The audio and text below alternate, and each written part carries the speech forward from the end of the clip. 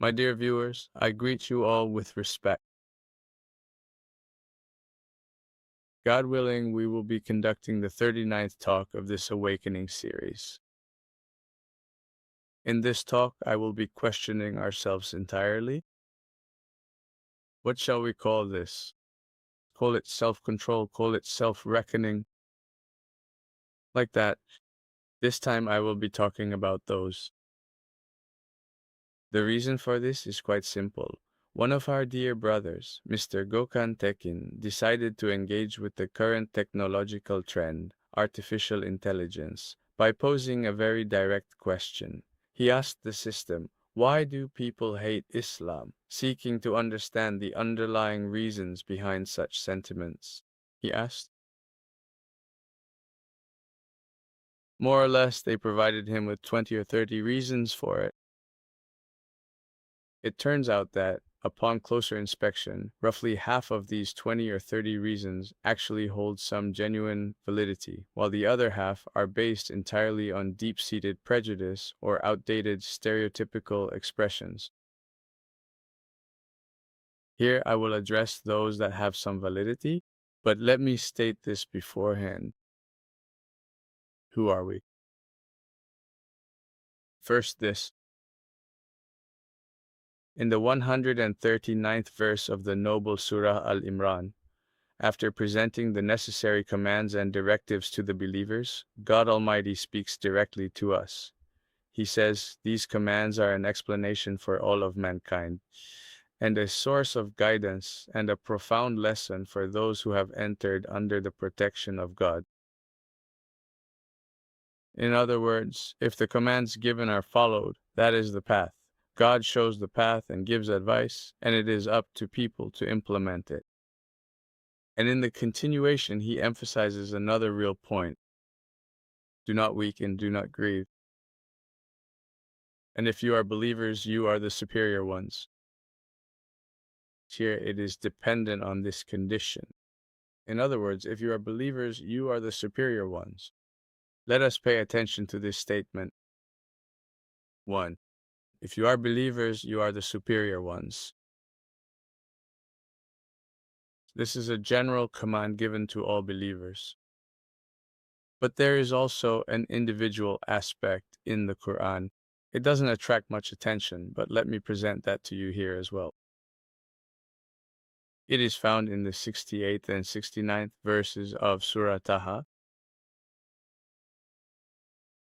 In those expressions, let me first explain the background. Moses and Pharaoh, as you know, have a debate. Ultimately, it is a debate, an open session, a competition. On the day of the festival that is in front of thousands of people, they debate together with the scholars. An open session. Pharaoh has thousands of men supporters. He also has dozens, hundreds of scholars there. We call them magicians, but it doesn't mean magicians as you know them. They are people who are masters of words, sophists.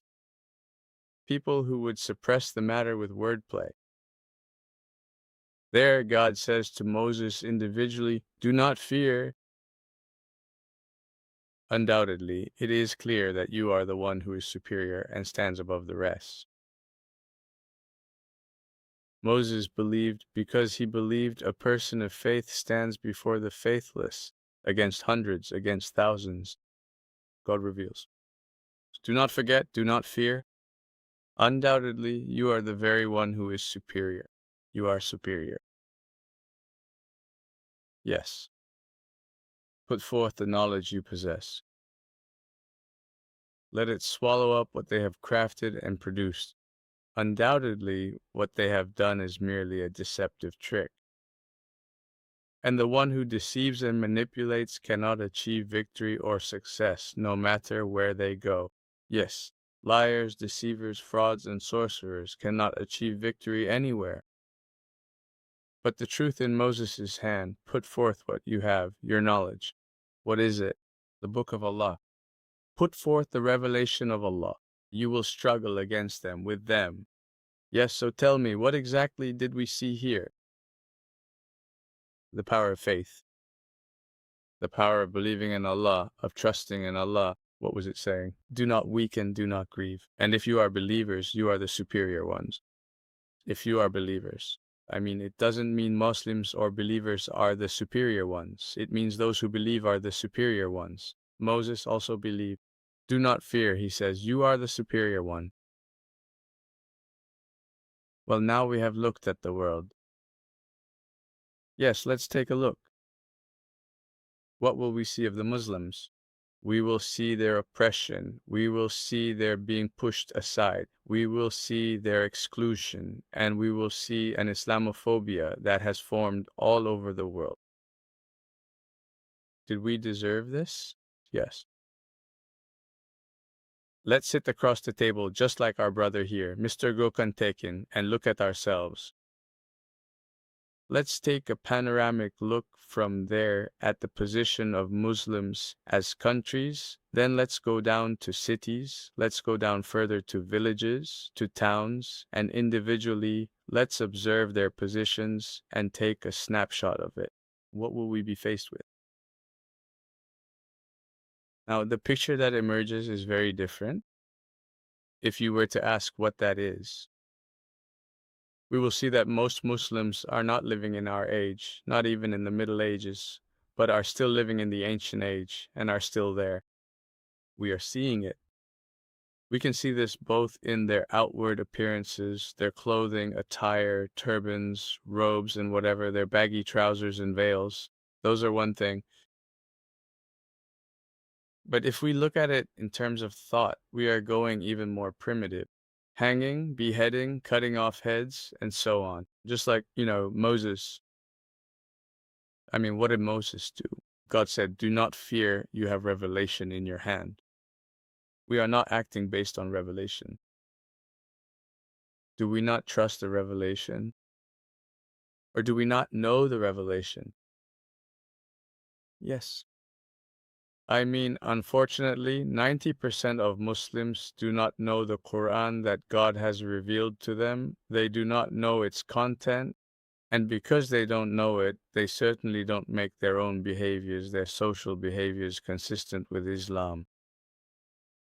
So let's take a look at how the world sees us. What should we say? Now, first of all, the reason for the outside world's misjudgment of Muslims is prejudice and stereotypes. Prejudice. Why? Previously, that is due to political events, historical events, and later how Muslims presented themselves to the outside world and so on. Everyone has formed a general opinion about Muslims.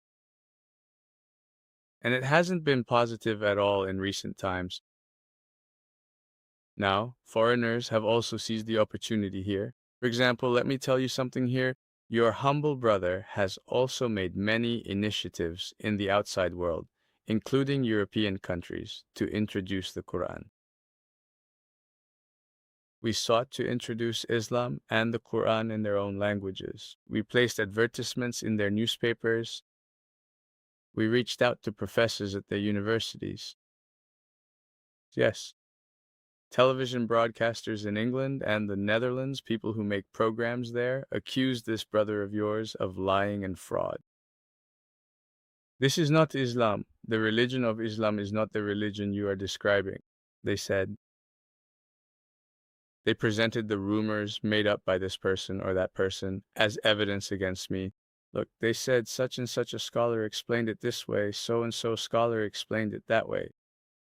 Even though I told them those are not related to the religion of Islam, the religion of Islam is within the Quran, I absolutely could not convince them. I mean, I couldn't get them to move past these prejudices and stereotypes. So, what do we need to do here? We need to break this prejudice. Yes, we need to break this prejudice. And how are we going to break this? The most important point here, let me put it this way. We will look at the situation in terms of the social reflection of our personal behaviors. If I go to a foreign place and commit any act of rudeness, a crime, or something similar against a Christian, a Jew, a deist, an atheist, or let's put it this way, against a foreign country, the society there doesn't view it as Hakkı Yılmaz committed a crime. They don't say that either. They don't say Hakkı Yılmaz in the headlines. Instead, they say things like, a Muslim did this, did that, and so on. Or they highlight my identity, my religion, my faith in the headlines, saying a Turk did this, did that. In other words, my personal behavior is attributed to my entire Turkish identity, the Turkish nation, and my mistake is blamed on all Muslims, and this becomes material for them. Dear friends, especially our friends abroad, those living in exile, they must reflect both their Turkishness and their Muslim identity in a way that is consistent with the Quran. Yes, they must be good examples. For example, let me put it to you this way. The Islamization of Anatolia did not happen through force of arms or this or that. It happened through the Alp Aran warrior saints who had come to Anatolia earlier and lived the true Islam.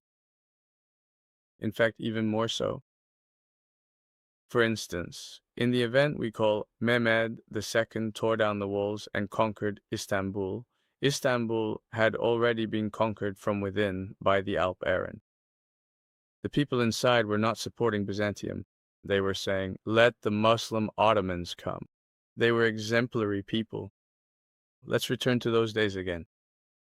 In other words, let us be mindful not to be off-putting with our outward appearance and our daily attire. Instead, let us strive to live in a way that truly reflects the profound enlightenment that Islam has shown us, ensuring that this inner light is clearly visible through our mindset, our character, and the way we interact with the world around us. The situation will likely be better. Goodbye.